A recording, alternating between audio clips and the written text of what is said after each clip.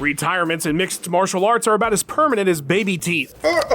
Man, you should really brush your teeth more because that is not normal. And while it's a running joke in the community, even when a retirement seems legit, there's been a few that immediately upon announcement, fans started taking bets on when they'd be back. And today we're gonna poke some fun at them. I'm Tommy from MMA On Point. A massive thank you to our awesome channel Hall of Famers for being our biggest supporters, and these are 10 retirements that obviously wouldn't last. Number 10, Alexander Gustafsson. Deliberate and planned out retirements feel a lot more substantial than when it seems like the fighter just on a whim decided, you know what, I'm done with all this. And that is exactly how Alexander Gustafsson's retirement announcement felt. The Mauler had had his shots at light heavyweight gold on 3 different occasions and had come up short. Now he'd been submitted in Stockholm no less by Anthony Smith, and in his post-fight interview he seemed entirely hesitant to say what it is he was thinking before he finally just let it out. Yeah, what can I say? The show is over, guys. It absolutely felt like a spur-of-the-moment decision, and at just 32 years old, it really didn't feel like it was going to be the last we were going to see of Gus in the octagon. And sure enough, just a few months later, there was already talk that Alex was coming back. Just over a year after his retirement, Alex would hop back in the cage, this time at heavyweight to take on Fabricio Verdum. My hunger is back, my fire is back, and I'm really looking forward to it. None of us could have seen this one coming. I did.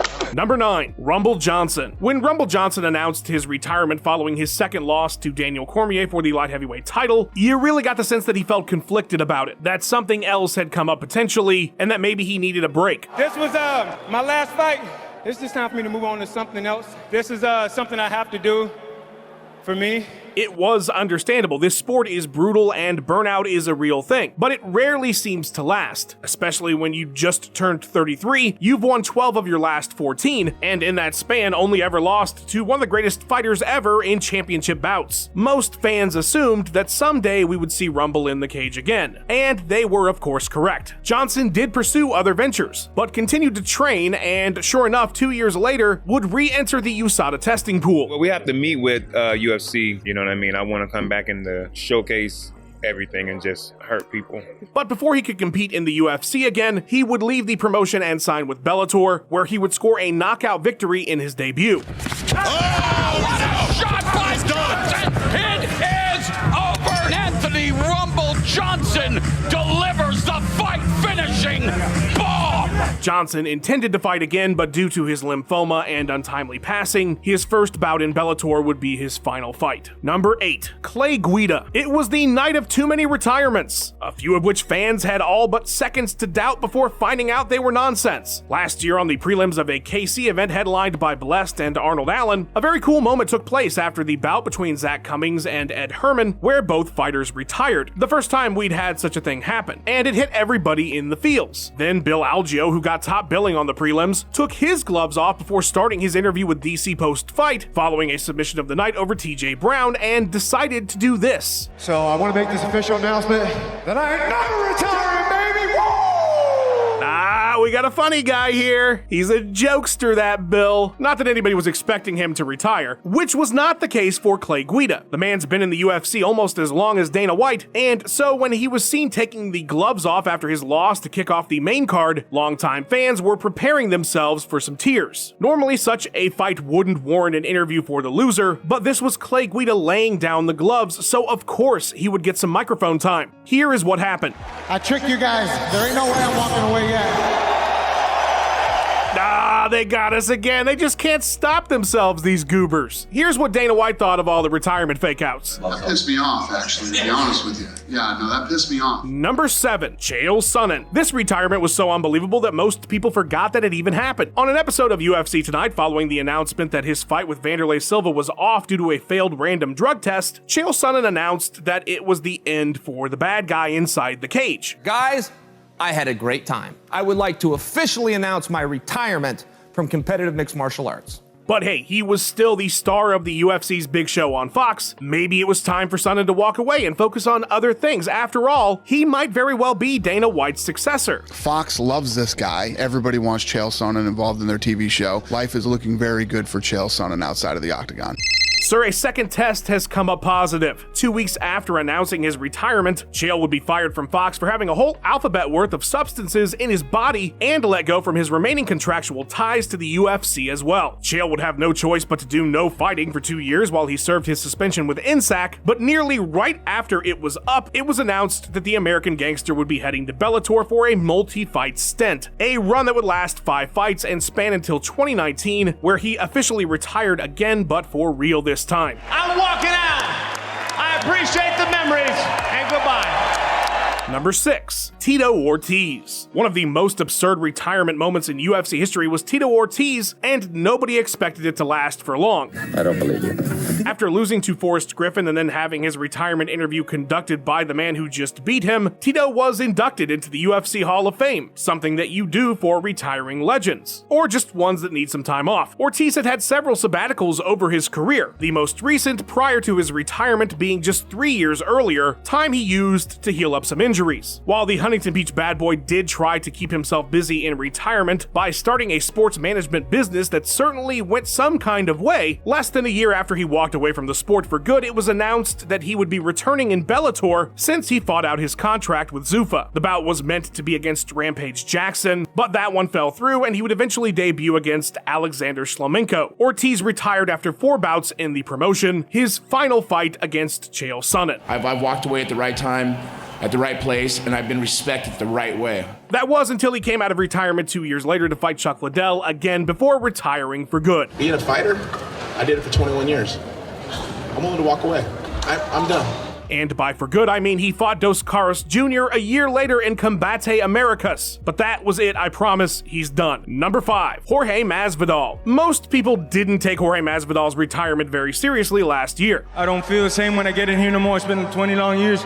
I love all of you. While his sentiments to a Miami crowd about not having it anymore in his post-fight interview following a loss to Gilbert Burns seemed genuine, there was just too much money left on the table for anybody to really think this guy was just done. With the rise of influencer fights, Masvidal had Twitch streamer beatdowns calling his name, or maybe even the biggest prize of all, Jake Paul in a boxing ring. Less than a year after walking away, Gamebred announced he was back in business. At the time of this writing, he's gearing up for a big boxing showdown with BMF rival Nate Diaz, but has already stated on his press tour for that one that he fully intends to fight in the UFC again. And definitely gonna come back to the UFC and give a W for my city, for my family, my kids, for everybody who believes in me. I gotta go back to UFC. Here's hoping he and Colby throw down in the streets of Miami too. Number 4, Kevin Holland. On a scale of believability, this retirement was about a 1.5 out of 10. Kevin Holland, who is very well known for fighting 5,200 times a year, posted on his social media following his loss to Khamzat Chimaev, a fight he took basically the day of to save UFC 279, retired before 30. Had a good run, 30 in little over a month, got paid, I'm out. Next career choice? Now, that post alone was not anything that anybody even remotely believed. We see these types of things a lot after a loss. But a month later on his podcast, Holland seemed genuine. Look, I'm retired from fighting, unless something super duper magical was to pop up. Yeah, I'm pretty happy with the way things are. Something super duper magical popped up just a few months later in the way of Stephen Thompson. That matchup being of interest to him is what he cited later as the reason he decided to come out of his very short retirement from the sport. Kevin has fought 4 times since then, and I'm sure will be fighting for the foreseeable future. Number 3, BJ Penn. I'm still not sure I believe that BJ Penn is retired, and if not for the circumstances, I bet he'd still be on the active UFC roster. Despite this, Penn has had a pretty long history of retirements. Following his loss to Nick Diaz, he said he was done. It's probably the last time you're ever gonna see me in here. I don't want to go home looking like this.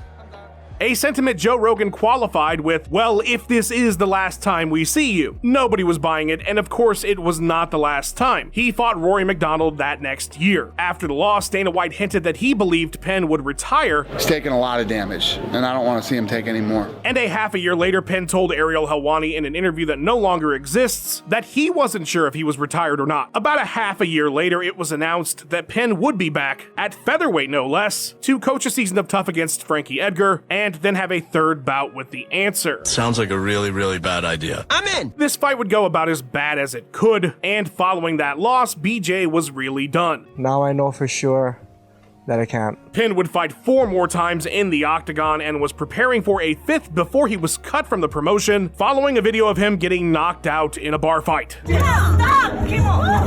Number 2, Conor McGregor. Conor has retired a few times via social media, and not a single one of them was believed by anybody but the most gullible among us. If anything, his most recent absence, prior to the official announcement that he'd be fighting Chandler at 303, had a lot of fans speculating that McGregor was done, despite him saying over and over that he was coming back. The first and greatest false retirement came in April of 2016, with the now notorious tweet that read, "I've decided to retire young. Thanks for the cheese. Catch yous later." This was in reaction to the promotion pulling him from the UFC 200 main event for no-showing that big press conference. Everybody knew this would get worked out, though. There was way too much money on the table for all parties involved, and sure enough, Conor was back for UFC 202. Twice more, Conor has announced his retirement, once in 2019 with Pina Colada Cheers, and another time in 2020 with another banger tweet, this time being accompanied by a picture of his ma. All three false retirements seem to have stemmed from frustrations dealing with the UFC brass, and none of them were remotely believable. Number 1, Henry Cejudo. When Triple C defended a second title in a second division by defeating Dominic Cruz, he'd done something only a handful of fighters have ever been able to accomplish. Cejudo had reached his prime, and had a whole host of options for his next challenger at bantamweight. Maybe he was even crazy enough to try to move up to featherweight and become Quad C. His post-fight interview after the victory had all your typical answers and energy, until randomly at the very end, almost like an afterthought, I'm retiring tonight, Joe.